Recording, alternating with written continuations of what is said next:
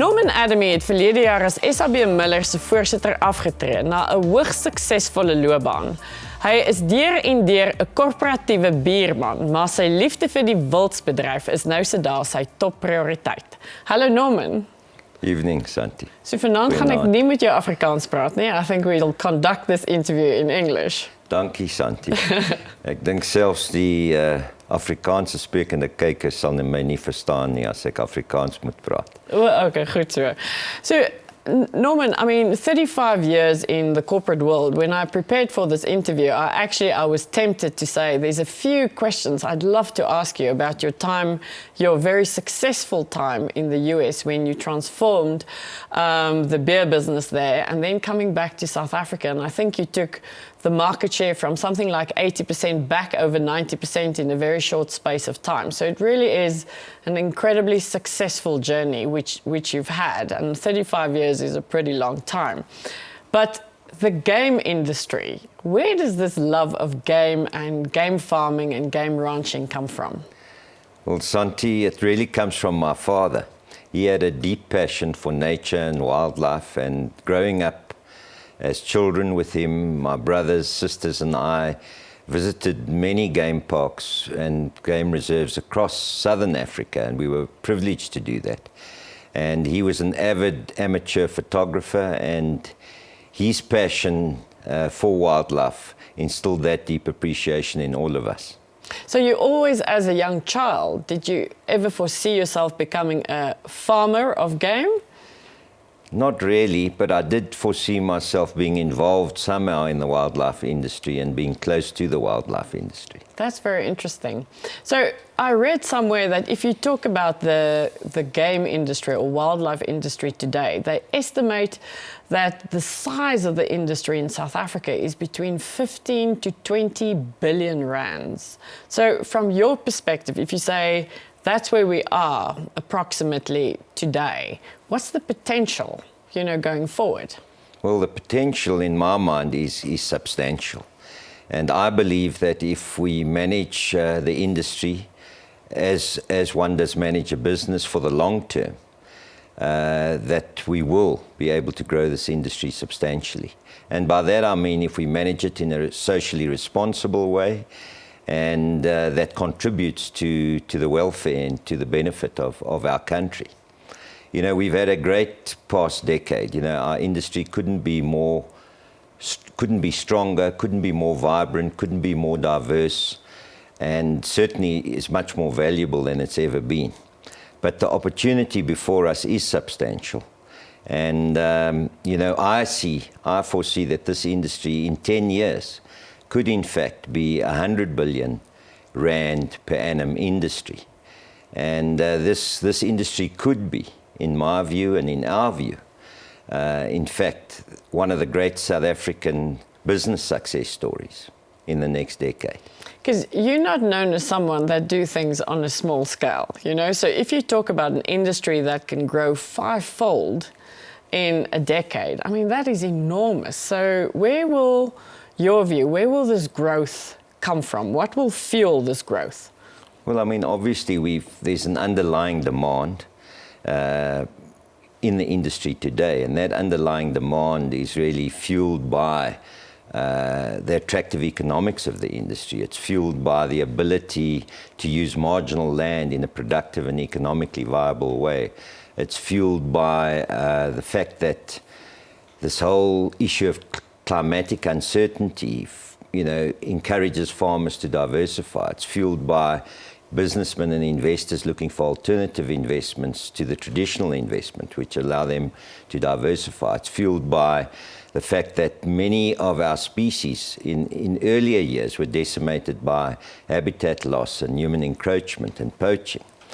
And in fact, if one looks at another level, you see this growing middle class in the world.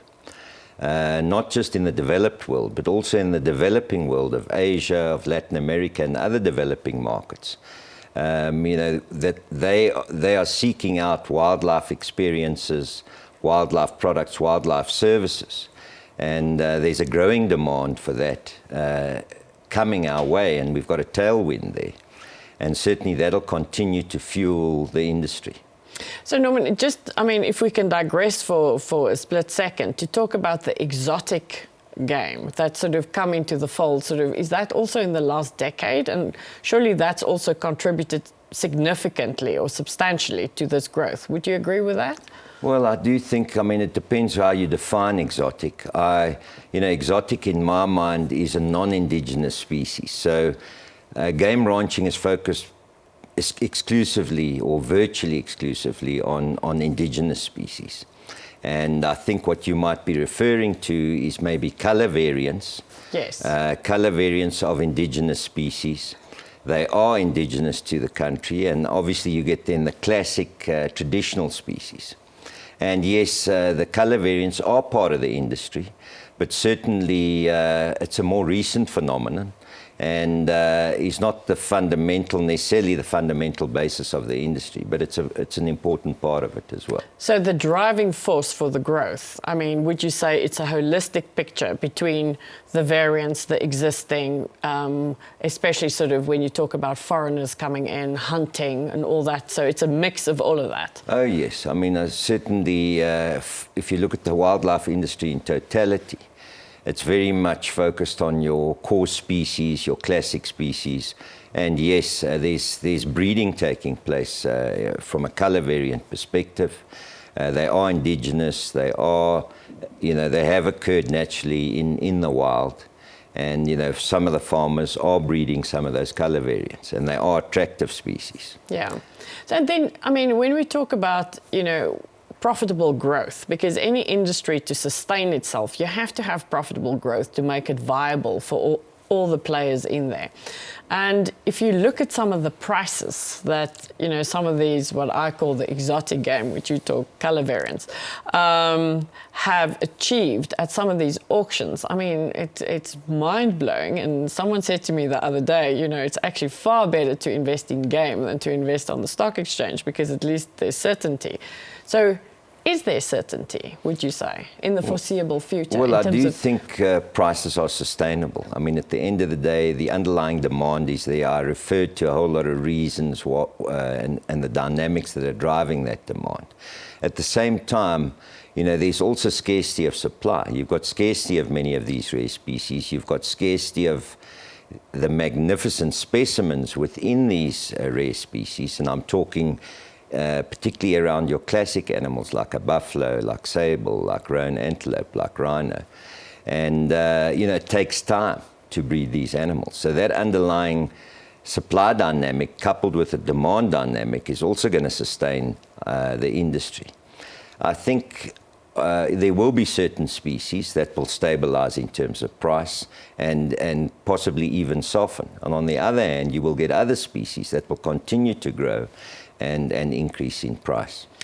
So Norman, you have built an industry, particularly in the beverages beer space, from particularly in the US. When you read that case study, it's phenomenal what you've achieved. And you also have a big vision for this industry in South Africa. What do you think needs to be done to make that happen when you talk about a potential industry of 100 billion that can really change everything it's about? Well, this industry in my mind has got a huge future because at the end of the day, I think our industry can meet the needs of our country. Our country needs job creation. Our country needs rural development, transformation, land reform, food security. And our industry is very well placed to meet those needs of our country. At the same time, and I think this is possibly a very important point, that South Africa enjoys unique comparative advantage when it comes to the wildlife industry. And there's no other country in Africa or the world, in fact, that enjoys the same comparative advantages of private ownership of the rare genetics of the unique these rare species, the infrastructure, the wildlife infrastructure that we have, the scientific and veterinary expertise that we have, the broad biodiversity that we have, and also just the infrastructure of our country, and I can go on and on. So this is an industry that plays to our strengths as a country.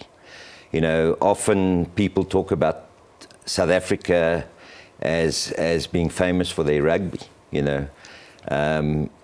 We should be famous and more famous for our wildlife. And, you know, there's no reason why the industry can't be the greatest success story, business success story for the next 10 years. There's no reason why we can't be 100 billion rand per annum industry. And there's no reason why we can't be the #1 eco-tourism destination in the world. No reason why we can't be the #1 hunting destination in the world by far. No reason why we can't export game meat to the hungry world and be the #1 exporter of game meat in the world. And I can go on. So Norman, unfortunately we're a little bit out of time, but if you have to convince the leadership of this country that we need to become this 100 billion rand industry as the game industry, what will be your core message to them in terms of what they have to do to support this vision of yours? Well, I think at the end of the day, the stars are aligning here, in my view. This industry can work in the interests of all South Africans. I do believe that all the needs that the country has are important, and it's good for all of us if they are fulfilled, and this industry can fulfill them. But if we work together, if we work in partnership, if we share a common vision, certainly it can contribute to the benefit of the whole of South Africa. So the whole thing about collective leadership is very apt in this regard. I do believe so. And I think communication is critical, engagement is critical, and the facts are very important. Because at the end of the day, when the people understand the facts, things become a little bit more obvious.